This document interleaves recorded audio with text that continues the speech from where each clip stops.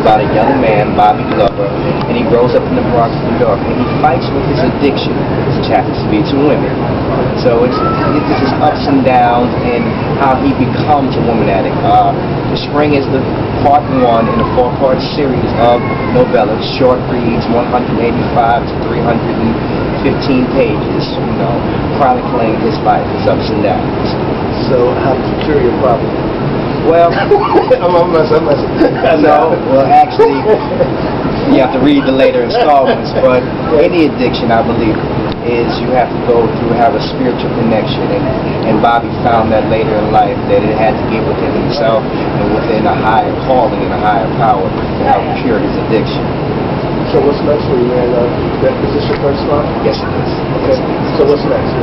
Well, we're doing a series of book signings and book tours. Actually, I just came from Harlem, New York, Harlem in the House. I had a wonderful book signing at U-Man's bookstore on 125th Street. So I went back home and went to Harlem, and we're going to see what the Spring does. I have a website, www.hscottgordon.com, where you can come, you can purchase the book. I have interactive blogs that we talk about relationships and romance.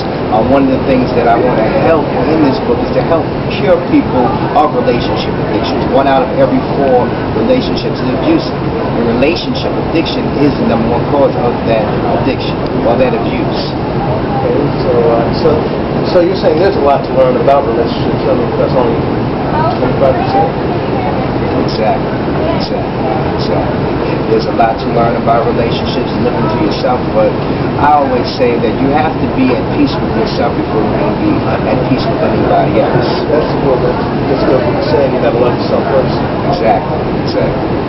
So, are any other special characters